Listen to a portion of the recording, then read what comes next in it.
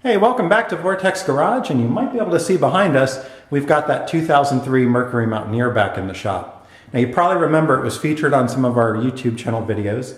Specifically, we did an all-wheel drive binding diagnostic, which led us to pulling the transfer case and rebuilding that with a new viscous coupling. Well, what you probably don't know is we did a whole heck of a lot of other work about the same time, stuff that I've actually got video for and intend to post up on our channel. A couple examples: we did wheel bearings all the way around, basically rebuilt the suspension front to back with new ball joints, control arms in the back, and a lot of other stuff. It ended up needing a rear differential, so we put a rebuilt rear differential in it. It has a new steering rack, tie rods, power steering pump, and hoses and all that good stuff. So like I said, it's had a lot of work done to it. We've got a ton of video on this truck that we can get posted up. But it's actually back in the shop for another reason right now, and I don't know how wide this angle on the lens is and if you can see it, but hey, I'll bet you this is titled such as you pretty much know what's coming. That's right, the transmission blew up. So it's back in here, getting pulled apart so we can put a rebuilt transmission in it. So what we're gonna do on this video, give you a bit of an update on what we're working on, talk a little bit about that transmission and why it blew and some of the steps on replacing it. Now I gotta admit, we've already got the transmission pulled out, and I did follow the service manual procedures. And since we don't have a lift yet, I'm underneath it, filming by myself. I didn't really have the cameras going to document it really well. So what we're gonna do is I don't have a video of how to remove the transmission. What we're gonna do is talk about some of the things I felt the service manual didn't cover and some of the difficulties in actually pulling this out. All right, so before we cover some of those things that I think the service manual could have been a little more detailed about, let's take a look at the actual transmission and talk a little bit about why we have to replace it. So first off, we'll take a look at our pile of parts right here because we do have it out already. And obviously we'll talk a little bit about some of the things you got to remove. There's a couple cross members, your front and rear drive shaft, of course your transfer case, your exhaust mid pipe, your starter motor, and of course the mount that goes on the back that actually goes on the transfer case. But then we have the actual transmission itself. Now, this 5-speed transmission, it's 5-speed automatic. It's a 5R55S, I think it is. And it basically has one, it probably has a couple common flaws, but the one that got us has to do with the servo bores. The servo bores are known for wearing out and then causing some severe problems. And ours actually manifested itself in a pretty bad way on the overdrive servo. And you can see here, the servo is basically blown out of the case. And when it blew out of the case, it actually tore a piece of this outer ring and broke the cast case. So this is a pretty bad failure. And it actually manifested itself very simply, luckily at the house. Put it in reverse, everything was great. It went in the reverse, started backing out in the morning to head to work, and noticed a stream of ATF as I backed out. And within about 5 seconds, it had basically pumped all of the transmission fluid out of the trans onto the ground. And first I thought maybe a cooler line, which the cooler lines come in here, maybe one of those had burst or rusted or something like that. But when I went to the pool of ATF, I found some metal chunks. And well, whenever you find metal chunks, that's never a good sign. So later that day, rolled it into the shop, got underneath it, and immediately saw this servo was popped out of the bore, and then saw this bit up here where it had broken. So that told me this has to come out. There's really nothing we can do. So that's pretty much where we are. We've got it removed, and like I said, we'll talk a little bit about why some of the things that we had to do to get it out and why I thought it was kind of difficult. But figured we'd show you the trans a little bit. Now, interestingly enough, I have reason to believe that this is a rebuilt transmission, or at least a rebuilt torque converter. And I don't know if this mark would be from the factory, this orange sticker right here. That's two things that kind of piqued my interest. But the other thing, and I'll pop it out slightly, I don't want to totally remove it. But if you can see in here, that's a weld. That's a big bead weld all across the transfer case. So my understanding is from the factory, these are either press fit or brazed or somehow put together so they're not actually welded. And someone can correct me if I'm wrong. And when they're rebuilt, they're actually cut in half to open up the torque converter. The guts are replaced, and then they're welded back together. So the fact that this has that weld bead is making me think that this is at least a rebuilt torque converter. And again, I'll probably do a little more research to decide that for sure. Not that it matters. It's dead, it's broken, and we're going to have to get a rebuilt unit anyway. So that's definitely something that I found a little interesting. So again, these are the 4 bolts right here that attach the torque converter to the flex plate. And that was probably one of the first things that I found annoying, and we'll show you underneath. You know, a lot of older transmissions, you'll have an inspection cover on the bottom, and you can pop that off, and then you just turn the engine, and you have access to those bolts pretty easily. Well, as you can see, this is a one-piece cast bell housing that's part of the trans. So what you get is on the back of the engine, there's basically a little cover that you pop off. It's about right here. And it's kind of far up, and we'll get under and show you about where it is. And you turn the motor, and you have to kind of reach inside and catch when these come forward, get a ratchet in there and remove them. And it is a little bit tedious and difficult to do. So, but, you know, that wasn't too bad, and we were able to get it out. But so that's basically it. You can see I've got some masking tape just to hold the bell housing bolts. You know, I like to put things the order they came out. So I kind of put things back as they were. Do the same on the drive shafts, got them marked up front to rear, got the position marked on them. Standard stuff that we've covered in a lot of other videos. So let's talk about some of the difficult things that you're gonna find with doing this. And probably the first and foremost thing is just rust and age. So this is a 2003, it's 2016 right now. This is a 13-year-old vehicle. We're not in the most rust belt kind of climate, but we do get winters around here. We get some road salt. So as you can see on the cross member, we've got some rust, and we've got one busted bolt right here, and there's one on the other side as well. I think we got fortunate. There's 8 bolts in total on this cross member. We only broke 2 of them. So I'm going to have to drill these out. I'm going to see if I can drill them out and actually save the original threads and buy new bolts. If not, I'll probably have to drill it out larger, put a nut cert in, and use that. But the good news is we've definitely got, of the 8, 6 of them are in good shape. Again, these bolts look pretty decent. The ones on the bottom seem the worst. You can kind of see the rust is sort of chewed at the end of the neck there. So we're going to have to replace that. But no big deal. We'll get the right hardware and get that fixed up. On the 4.6 liter, you've got to remove this front cross member right before you take the transmission out, according to the service manual. And, well, it looks easy because there's only 4 bolts, but those bolts have nuts on the other end, and they are very challenging to get a wrench on there, hold it, work your impact gun, while holding the wrench on the other hand and hoping to not smash your knuckles up against the body of the vehicle. So again, just fitment issues. I think that was kind of my biggest gripe with this. It felt harder than it had to be because you look at this and I mean, that's not a large SUV, but it's a fairly big mid-size SUV. It's got 3-row seating. It's pretty wide. It's bigger than the Grand Cherokee. At least it feels that way inside. Yet underneath, everything just feels crammed together. There's like no room to maneuver around. So it felt like everything was kind of a battle to get unbolted and get out, even, getting the trans out. The good news is once everything was out per the service manual, the bell housing bolts, which I really thought were going to be a pain, were not too bad. A part of that is the ones up here were pretty much accessible. This one right here was a bit of a pain. We'll get underneath and show you again, but this is where the service manual doesn't get into detail. There's an evaporative line and a fuel line that come up right here, and the book just says, move them out of the way. Well, you can't move them out of the way. You try to move them both left or right, and they don't both want to move far enough to give you clearance. What you have to do is kind of spread them apart. One of them to the right, one of them to the left, and then you can get your socket on and pull that out. But it's just little stuff like that. You kind of work through it and figure it out. The starter motor was a bit of a pain to remove. We ended up using our tight reach extension wrench, which someone got me because I watch car shows all the time and that's always featured, and I guess it got on there enough. It became a good Christmas present. So I'll tell you what, I've used that thing about 3 or 4 times.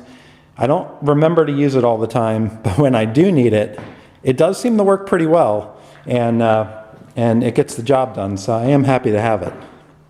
Next issue you're going to have. The exhaust. So just like the rusty crossmember bolts, your exhaust bolts are going to be horribly rusted. As you can see, I didn't even mess with these. I tried. You can kind of see on this, there's hardly any threads left here. So how is that even going to come off? So I just basically sawzalled these off. We'll cut this one the rest of the way. I had already was able to cut this one close and knock it out. This one, now that it's off, I'll have more clearance to do that. And we'll replace those, I guess they're flag bolts or whatever they are. They kind of got springs on them. And we'll be good. Up top, I cut our oxygen sensor lines because I found, at least for the front ones, the back ones, I was able to disconnect. So these, I guess, are the downstream and these are the upstream. I was able to disconnect those pretty easily. With these, I kept cramming my hands up in there trying to get the connectors, and after a while I just went, you know what? This thing has 130,000 miles on it, whatever it has. It's 13 years old or so. I'm going to replace these anyway. I'm just going to cut them, get them out, and once they were out, I was able to disconnect the other ends. So we'll go ahead and put new O2 sensors on at least the upstream. We might even do the downstream as well. The thing is with the upstream ones, these are hard to reach when everything's in there. So this is on that, you know, you're doing a job like this, you got to look at it and say, well, what else do I want to replace? Well, you want to replace the things that are prone to failure, that are hard to get. These two, kind of hard to get those connectors, and they're prone to failure. Let's replace them now. The downstream ones I can probably forego because they're actually pretty easy. You can just roll underneath. You seem to be able to get a O2 socket on them pretty good, and the connectors are pretty easy to reach. So I won't feel too bad if I don't do those. All right, so let me grab a light here. We're going to crawl up underneath our Mountaineer here. So I'm just going to pop on the creeper, take the camera with us. And we're going to show you a couple things. All right, so we're underneath the Mountaineer now, and we're going to go over a couple of things that are kind of interesting with this removal process. So first off, come back here a little bit. Here's the other end of the exhaust. Here's that piece. So again, you can see the rust that we have on ours, and I know that some more northern states are going to be even worse off than this. So what we ended up doing, just taking a Sawzall, chopping in this way, a little tight here because of the frame, and we were able to cut them both off. This looks like it's good enough, this flange piece. We'll just clean this up. We should be able to reconnect everything. The other issue you're going to have, the fuel tank here, just sort of makes clearance a little tight. When the transmission's in here, it's a pretty big unit, so kind of getting your hands up around it's a little tough.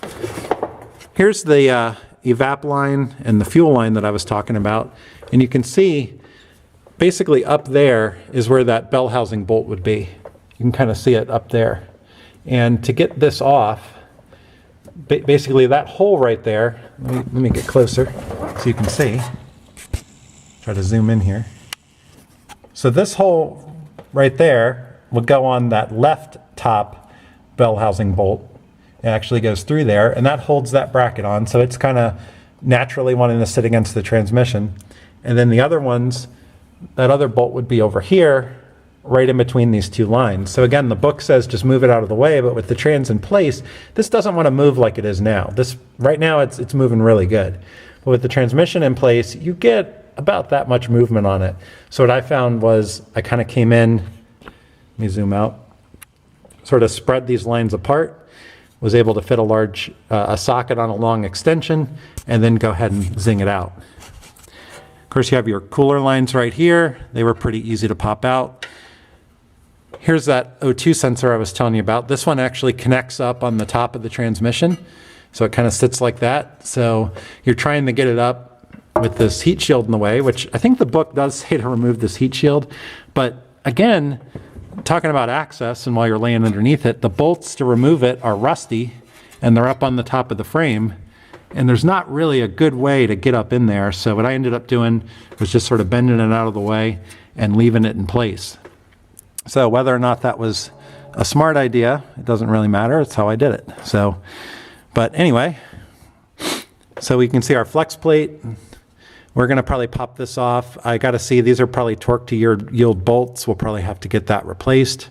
and to make sure I understand what these marks are. You know, like anything, we'll mark it up. We're not going to turn the motor. We'll put everything back the way it was, but probably want to do a rear main seal while we're at it. The good news is, I mean, it's dry, so it does sort of make you wonder if I should even touch it, but you know, you go back to that saying, this is the time to do it. This is when everything is out. It's time to go ahead and do that. So this is kind of interesting up here. There's like a little access port right here. I wonder what that is. I wonder if this is for other Explorers that have the manual shift 4-wheel drive for the cable to come through to the transfer case. I don't know. Anyway, enough babbling on camera. Here's our wiring harness, which is a bit of a pain to remove. You've got to pop these off the side. And one thing, look at this. That's our solenoid pack, and you're probably like, that's mangled as heck. It is. So basically, and I'll show you on the transmission a little bit, as soon as we went to remove this, it was so just corroded into the body of the transmission, it was almost impossible to pull out. As soon as I started, even by hand, it was actually breaking apart, the plastic, just pulling it by hand. So I got out, I stopped what I was doing. As soon as I saw that happening, I said, okay, it's time to regroup. Hit up Google a little bit, and if you search the removal of this to try to get some ideas, what you end up finding is about 10 companies that sell replacement pigtails for this. And that tells me when the first search, the first page is all companies selling this pigtail, apparently, and the more I search, these are notorious for breaking because they just get corroded into the case. They have like an O-ring that seals it, and they just get mangled. So I went ahead and mangled it to pull it out, knowing that I'm going to cut this. I've got plenty of room, plenty of time. I'll solder and heat shrink a new one on, and we don't have to replace the entire harness or anything. So that's something to bear in mind. This is very difficult to remove if it doesn't come out. And the good news is there is replacement pigtails, and we'll document fixing that up. So I know this looks horrible, but I actually made a conscious decision to pull it out like this just because I knew, heck, I'm going to go ahead and redo this pigtail based on what I'm seeing. I gave it a valiant effort, but everything I did, as careful as I was, it basically just started breaking apart. And once that happened, I just went, all right, I'll replace it. Kind of like these O2 sensors. A little bit hard to get to. You can see this one's up on the cylinder head. That's hard to reach your hand up to and get that connector when this transmission's in place. It'll be easy to slide it in, but it's hard to unlock it and pull it out. So we'll go ahead, replace those upstream O2s anyway. So it made sense, make life a little easier. Just cut the leads, we'll get some new ones, and we'll be good to go. All right, so the other problem we had, there's our exhaust manifolds. We did pretty good on them, except this one right here. We had one of the 4 studs break. So what I'm probably going to do here is end up cutting this one out. And unfortunately, as you can see, the clearance, even to get a grinder in here to cut it out, is going to be tough. But there's an item called a stud fix. It's a company called Stud Fix, and they make, it's like a little square that goes over the flange and has a new stud on it. So if you just cut this flush, you can actually replace that. Because I don't know if these are pressed in or what. So I'll try to extract it. And but I think what I'll end up doing is probably getting one of those Stud Fix items and doing that. Let's see, on our frame here, so this is where the cross member goes. So the top 2 ones, these were a little more protected from road salt, came out no problem. But it's the bottom one on either side. You can see the rust here and how it just basically corrode welded this in. And even soaking it with stuff, we just couldn't get enough penetrant in there. If you've got a torch, it'd probably be a good idea to just heat these up really good, and that might get them out. They may still snap though. I think we were lucky to get them out, you know, basically only lose 2 of them. So worst case scenario, if I can't get this out, we'll put a nut cert in there. We should be all right. So let's see, what else am I missing? There's so many other things, but I think that's, to be honest with you, that's probably about it. This connector is a pain, the O2 sensors, basically the cross members are tough to get out. Oh yeah, that's right, the other cross member. So the front cross member on the 4.6 goes here.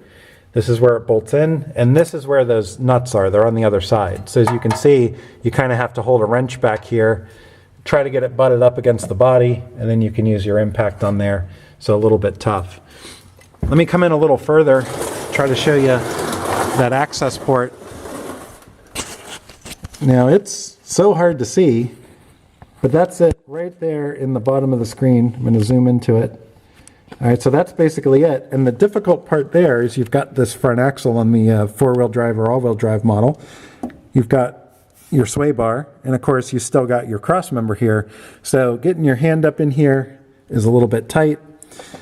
Getting a ratchet in there was a bit of a pain. We basically had to come straight up underneath, use a swivel head ratchet with a small extension on it, kind of come up and then kind of go this way, and we were able to get some turns on it.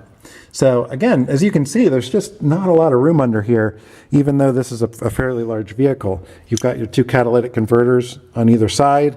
You've got a crossover for the exhaust and then the exhaust out the back. You've got your cooler lines. This has got a, independent front suspension, so you've got a little bit more suspension stuff up here. So, all in all, even for a fairly large vehicle, a bit of a tight fit. Sorry, a bit of a tight fit. So, but that's pretty much it. So I'll take a break. We'll come outside and show you a couple more things really quick and call it a day. All right, so we're back out from under the Mountaineer, and I want to cover something really quick before we close out this video. And that's what I mentioned before about having the service manual. So if you've got a vehicle like this that you're going to do a big job like the transmission on, or maybe you're going to have it for years and just do general maintenance and repairs on, well, I highly recommend getting either the service manual from the manufacturer or signing up for an online service like All Data DIY, where you can have access through subscription to those service manuals. And the key reason is this. The service manual gives you a guide to use that's basically the manufacturer's description on how these jobs should be done. The exact procedures, the order of operations, the torque specs, when to use thread locker, when to use sealant. Basically, it allows you to do this job as the factory intends or as the manufacturer intends, so that your success rate of getting it back together and having a properly running vehicle on the road is a lot higher. So I really recommend, I think the service manuals are an invaluable tool. As great as YouTube is, as great as Google is on getting ideas and seeing stuff, you can't always be sure that the guide you look at is 100% correct. That manufacturer service procedure, well, that's pretty much close as you can get to being correct. Obviously, there can be errors here or there, but those are the actual manufacturer steps, and I think it's a real worthy investment if you're a do-it-yourselfer. Now, what we covered here, they don't always have the full detail. There's little things that you're going to come across that you have to think on your feet, and maybe that's when Google and YouTube come into play, to see how someone else got past a problem, or can you think on your feet and get through that problem. Take those two lines, for example. The book says, move them out of the way. Well, I had to figure out how to move them out of the way. So it's stuff in detail like that that is sometimes helpful. The book says, remove the 4 torque converter bolts. Okay, it tells you where the access port is and tells you to remove them, but it doesn't tell you what socket you should use, what ratchet handle you should use, what extension you should use. I had to figure that out on my own, think on my feet to get the job done right. So that sort of raises the question, should you do a job like this? Well, I guess that depends on A, do you have the service manual? And B, if you read it, how confident are you in your skills and your ability to carry this out correctly? The thing is, you don't want to cut corners on a job like this. You want to do it the way the manufacturer intended. You want to feel confident that it's put back together right. So only you can answer that question, but hopefully guides like this are helpful and you can learn from some of the stuff that we're doing and get an idea of what it takes to do a job like this. And then again, only you can make the decision if it's something that you want to do, or maybe it's not really worth it and it's better to pay a professional to do it. So, but definitely as a do-it-yourselfer, I love doing stuff like this, and I'm glad to be able to show everyone and hope you enjoy it. And again, as we continue to work on this Mountaineer, we'll sort of talk about what it takes to get this transmission back in, and we'll share with you some of the problems and difficulties that we have and some of the things we learn along the way. And I guess that's pretty much the whole point of this hobby, right? Is to learn and grow and do new things. So when that transmission blew, man, I wasn't happy, and I don't want to do this job. But we're here, we're going to do it, and we're going to learn how to do this. And I'll tell you what, I thought removing that transfer case, that video we have, was a pain in the butt. Well, when I came to remove it the second time, I swear we had it out in about half the time. So anyway, we're going to keep pressing ahead with this. Really appreciate you joining. We'll keep some updates coming on our YouTube channel. And keep your wrenches going. Really appreciate it, and we'll talk to you soon.